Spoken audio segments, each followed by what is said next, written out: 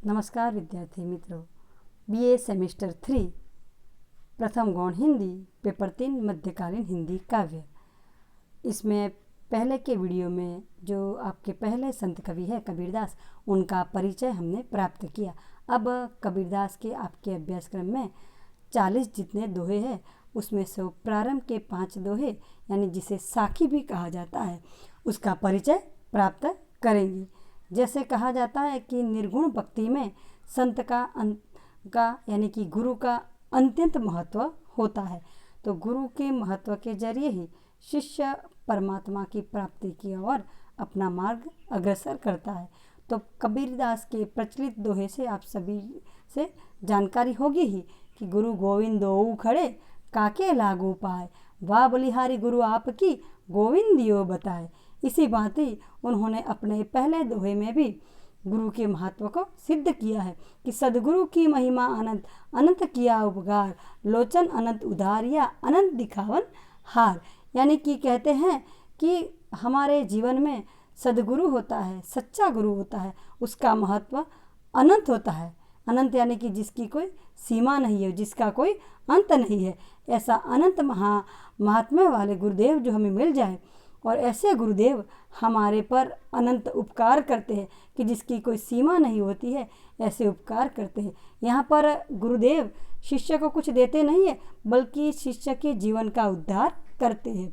लोचन अनंत उदार या अनंत दिखावना, जो संसार में लोभ रूपी मोह में पड़ी हुई शिष्य की आंखों को सच्ची रोशनी देकर लोचन यानी कि आंखें खोलते हैं और अनंत प्रकार की कृपाएं उन पर करते हैं।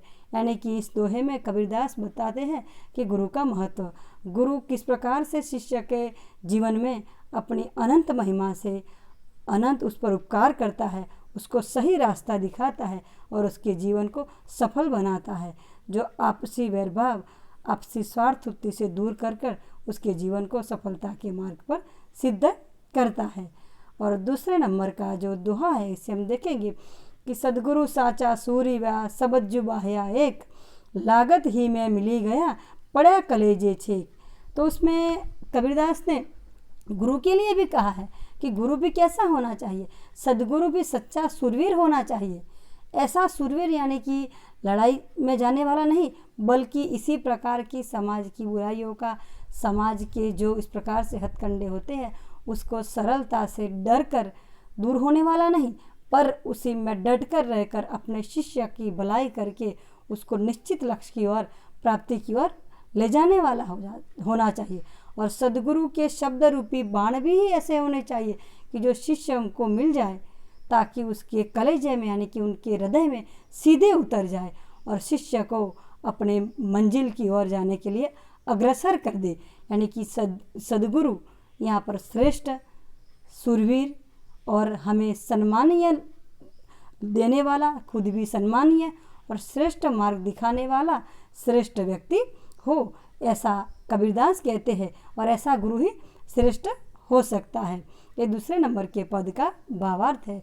अब तीसरे नंबर के पद का भावार्थ जो देखिए कि सदगुरु मार्या बाण भरी, धरी करी सूधी मुठी, अंग उधारे लागिया गई दवा सु फूटी।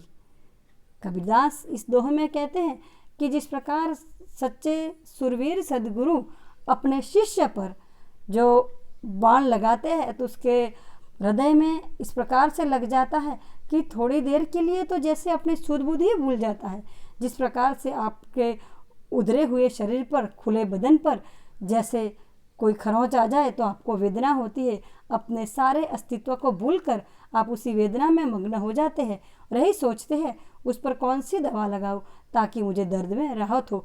ठीक वैसे ही कबीरदास कहते हैं कि अपने संसार में मग्न होने वाले, अपने स्वार्थवृत्ति में मग्न होने वाले शिष्य को सदगुरु की वाणी का ऐसा सच्चा उपाय मिलना चाहिए कि ताकि तुरंत शिष्य, जिस प्रकार चोंट की तरह हम उसी की ओर ध्यान देते, वैसे ही शिष्य भी अपने सदगुरु की वाणी की ओर ही ध्यान देकर अग्रसर हो जाए।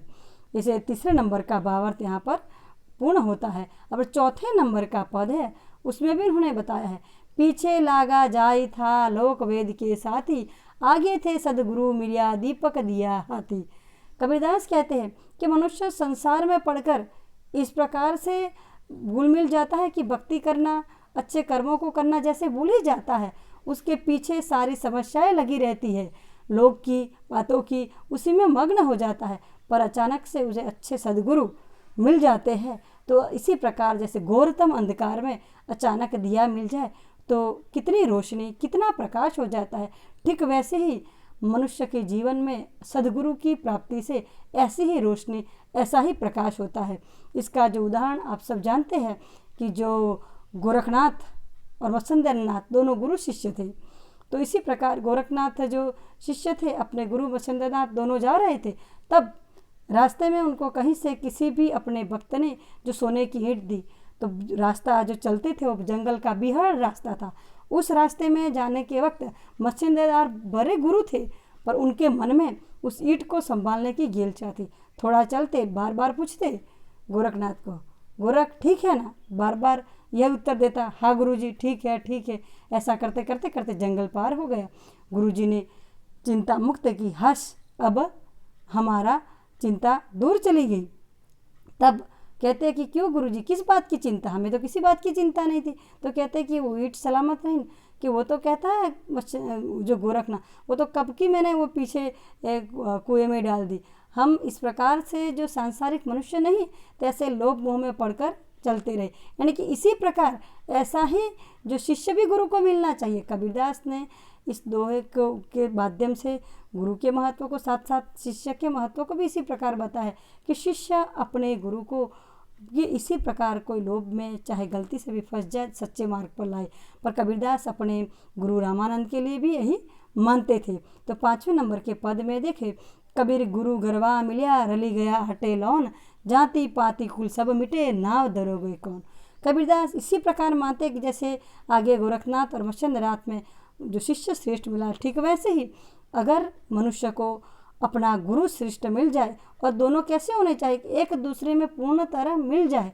इसका सामान्य उदाहरण कबीरदास ने यहाँ पर बताया है कि कैसे, कि जिस प्रकार से हम किसी भी प्रकार के अनाज का आटा पीसते हैं और इस आटे में लौन यानी कि नमक डालते हैं, तो उसमें थोड़ा सा भी हाथ लगा दो तो आपको अलग दिखाई देता नहीं, दोनों एक दूसरे में घुल मिल जाते हैं। ठीक वैसे ही गुरु और शिष्य दोनों एक दूसरे में घुल मिल जाने चाहिए। जाति पाति कुल सब मिटे, नाव धरोगे कौन। जो जाति की धारणा न रखे और अपने आप को श्रेष्ठ न माने और किसी भी जाति का निम्न से निम्न शिष्य को भी अपना निकट का स्नेही शिष्य मानकर उसका उद्धार करे, वही श्रेष्ठ गुरु होता है। उसके संसार की नौका को पार लगा दे, वही श्रेष्ठ गुरु होता है। तो यहाँ पर जो कबीरदास ने हमने देखा था कि उनका पहला ही दोहा है गुरु गोविंद वाला, उसमें उन्होंने परमात्मा से श्रेष्ठ गुरु का स्थान दिया है। तो इसी बात ही जो निर्गुण भक्ति में गुरु का स्थान श्रेष्ठ होता है, उसी प्रकार की बात उन्होंने अपने इन 5 दोहों में समझाई है कि गुरु का महात्मा है और गुरु कैसा किस प्रकार से होना चाहिए। इन दोहों में से आपको संदर्भ में भी आ सकते हैं। मित्रों, इन दोहों का भावार्थ आप ध्यान से सुनना और इसके आगे के दोहों की चर्चा हम अगले वीडियो में करेंगे। धन्यवाद।